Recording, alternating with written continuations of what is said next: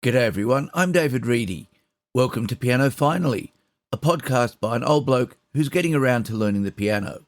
Finally.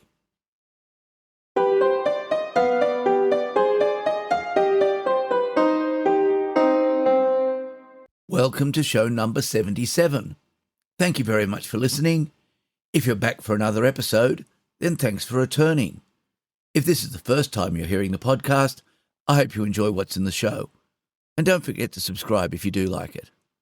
Are you also learning a musical instrument? If you are, let me know how you're going with it. You can contact me at david@pianofinally.show.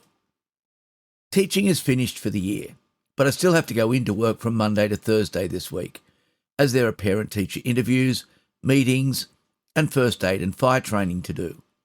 The teaching wrapped up on Friday with the awards ceremony and mass, and lots of singing. The school band was excellent. Our new music director has rearranged some of the older tunes, and the band did an excellent job with them. The proof of that? Most of the students in the hall joined in with the singing, something that used to happen fairly rarely. The very last number was the staff singing Mariah Carey's Jesus, Oh What a Wonderful Child. On a scale from enthusiastic to musical, the staff's performance was definitely enthusiastic. This Monday will be my last piano lesson for the year. Devi and I will pick out one or two more pieces for the holidays to keep me busy until we return next February. The podcast will keep going. The family is coming to Sydney for Christmas, so I don't need to travel, which will be a nice change. I'm really looking forward to the break.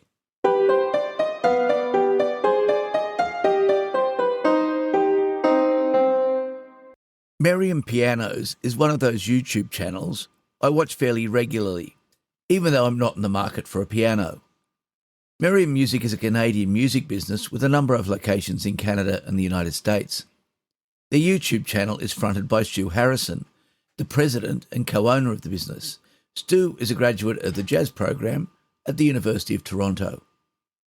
While many of the videos on the channel are reviews of pianos and keyboards, there are also other videos on musical topics. Their latest installment, From German Acoustic to Hybrid, My Honest Experience, caught my attention because, as you know, my main keyboard is a hybrid grand.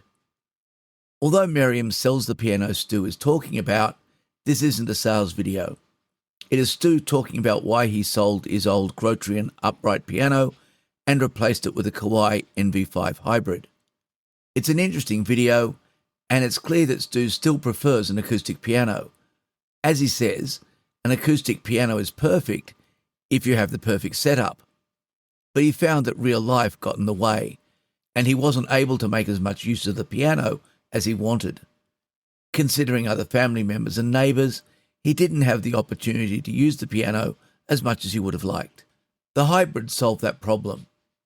Although he only gives the hybrid a score of 8 out of 10 against the acoustic, he points out that an 8 out of 10 experience whenever he wants it is better than a 10 out of 10 experience that can only happen rarely, or not at all. If you're thinking about whether to choose a hybrid or other electronic solution over an acoustic piano, this video from Merriam Pianos is well worth a watch. There's a link in the show notes.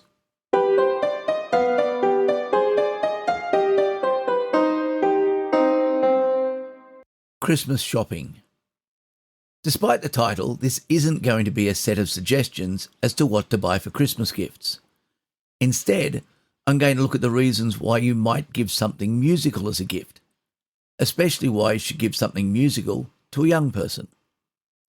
There is a lot written about how children learn best, and having been teaching for 40 years, I have seen many fads come and go. Ideas that are all the rage for a few years are replaced by something new, and rarely is there any noticeable difference other than there being a different set of experts explaining why you have been doing things wrong up to that point. Everything is always backed up by research, which is generally of low quality, and normal statistical variance is touted as proof of the new paradigm.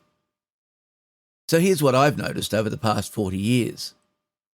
Students who are engaged in learning learn more than students who are not engaged. Surprising, isn't it? Students who enjoy learning do better than students who do not. Can I prove this? No, it's just observations. But if you consider yourself, I'm sure you do the things you enjoy better than the things you don't enjoy. So how does music fit in with this? Everyone enjoys music. Not everyone enjoys the same music, but I think it would be hard to find someone who doesn't have some form of music that they like to listen to. Tastes vary widely, and some of the music my students listen to really doesn't appeal to me. But they like it, and that's the key part. If I ask a student if they'd be interested in learning how to play the music, the answer is usually no. And the reason is that it's too hard and will take too much time. They're right. It does take time and effort. And teenagers in particular are not noted for their dedication to making and implementing long-term plans. Also, it is unlikely that I am asking them at a time when they are ready to give it serious thought. So giving a musical instrument to a child might seem like a bad idea, but it isn't. Of course, if you give a drum set to a 5-year-old who lives in an apartment complex, then I think we can agree that that would be a bad idea. But a well-considered purchase is something different. The first thing to consider is the volume, but there are workarounds. Nearly every musical instrument has a silent or very quiet equivalent. Anything with amplification can be used with headphones, and there are electronic versions of violins, wind instruments, and drums. Unless you want to buy Elan pipes or tubular bells, you can probably find a suitable alternative. But should you just buy an instrument and give it as a gift? If you can afford it, then yes. If an instrument is available without friction, most kids will give it a go. Asking a child to try something they have not thought about and which seems difficult is unlikely to get a positive response off the cuff. But given enough time to work through it at their own pace, most children are curious enough to give it a go. I've seen it time and time again when we challenge students on school camps. Those who are never going to try rock climbing or abseiling are often high up on the tower after they've had time to think and watch others. And it's the same with music. If the instrument is there, their curiosity will get the better of them. And learning music, especially today, is such a valuable life skill. Learning an instrument can't be replaced by machine learning or artificial intelligence. Shortcuts don't work. Time and practice are what is needed, and that's something that is increasingly hard to make the opportunity for. I have students who will put hundreds of hours into learning computer games, and that application to learning a skill is valuable, even though the skill itself is not particularly useful. If they have the opportunity to do the same with an instrument, then not only is the self-discipline invaluable, but the skill is also useful. Kids who have a pastime or a hobby or a competitive sport tend to do better at their other activities as well. A recent study showed that students in school bands have a disproportionately high representation in their school's student leadership positions. This might be the reverse, that the leaders tend to be musical, but I think the children get a chance to be musical long before they get a chance to be a leader. So, if you've got the means, a musical instrument as a present might make a profound change in the life of a child you know. It might be worth considering during this gift-giving season.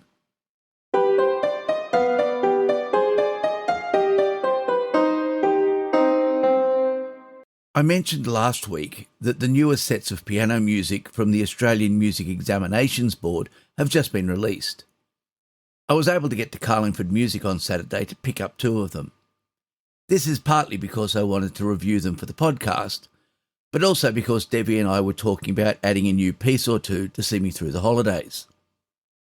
The Series 19 books can be used for the AMEB examinations from the start of 2026, but the syllabus lists the existing books from Series 17 and 18 also, so I assume that they will stay current for at least another year or 2. Although the examination syllabus lists around 100 pieces that can be used for the exams, there are 12 included in the Grade 1 book. The exams are divided into 3 lists, A, B and C, and the candidates choose 1 piece from each list. This isn't a restriction for me, as I don't intend to do the exams. but I'm using the books to simply get pieces at the appropriate level. The 4 List A pieces in the Grade 1 book are a saraband by William Gillock from the early 20th century in 3/4 time, Titans by contemporary Australian composer Daniel Macfarlane, there is a minuet and a rondo by Jean-Philippe Rameau, and Stretching by Philip Wiltshire. None of these pieces appears too difficult, but then I haven't tried playing any of them yet. They do introduce some challenges though. The Macfarlane piece has lots of right-hand chords with quite large leaps between them, and the Wiltshire has sections where crossing your hands is needed. All the pieces have performance notes which give some pointers as to how they should be played. List B contains 2 minuets, one by Haydn and the other by a 6-year-old Mozart, and 2 19th century teaching pieces by Cornelius Gurlitt and Heinrich Wolfhardt. These are more technical pieces, and the performance notes are quite detailed. The List C pieces are the most diverse. The first is The Old Cuckoo Clock by Mina Bachinskaya. It looks interesting, with a very strict beat from right-hand single quavers that run through the entire piece. Piece 2 is by Eric Baumgartner, inspired by the music of Charles Mingus. It's a swung blues piece with an interesting rhythm in the middle. Australian composer Christopher Healy provides the third piece, Sea Song, which is written using the Lydian mode, and the performance notes include an explanation of its use. The last piece is by Haito Villa-Lobos and centres around a children's game from Brazil. Again, it has an interesting rhythmic structure. So that's the 12 pieces. They are certainly diverse and cover a wide range of tastes. If you're looking for some new pieces to try out at around this level, then have a look at the new publication. The book is only available in print.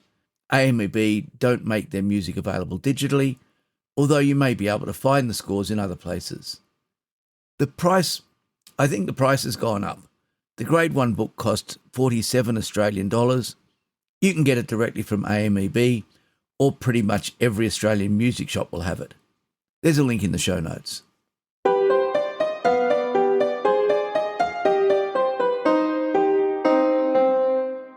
Sometimes doing the podcast can be dangerous.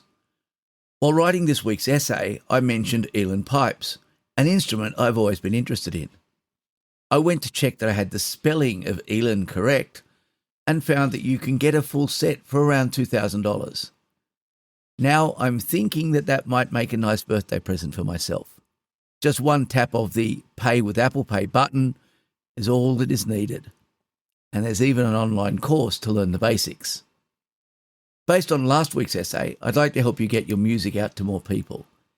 If you'd like to get your playing onto the podcast, get in touch.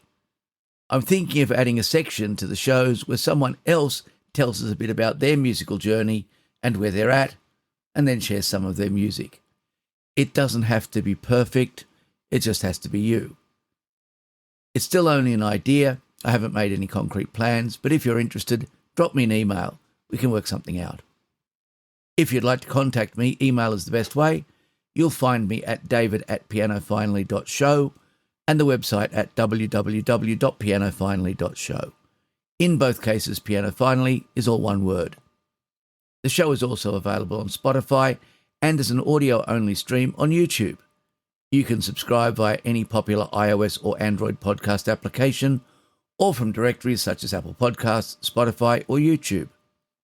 I also post an excerpt and link for each episode as an Instagram reel.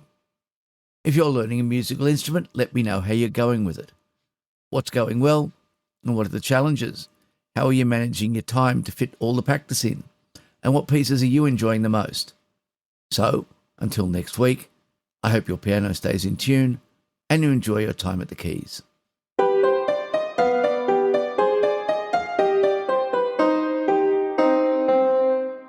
I'm continuing to work on the beginning of Beethoven's Moonlight Sonata.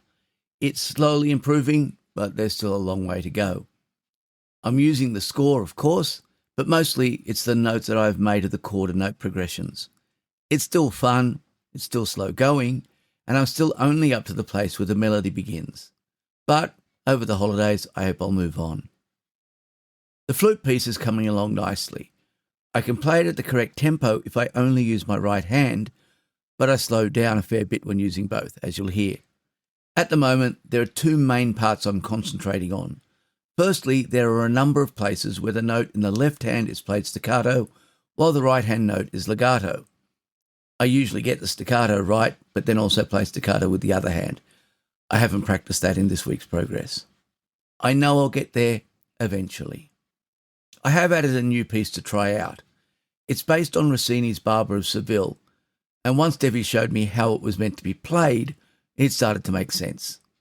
I'm not sure if this is going to be one of the pieces I work on over the holidays, but I'll include the little bit of the right-hand melody I've been practicing. When Anne Rossi's A Wild Chase is nearing completion, I can now play the piece from memory, and it's getting more even. Once I'm happy, I'm going to start increasing the tempo, which is starting to happen a little bit already. The music was recorded using the Kawai NV10 as the keyboard, and the M4 Pro Mac Mini running Cubase 15 and Piano Tech 9, with Piano Tech emulating a Shigeru Kawai SKEX Grand Piano in concert mode.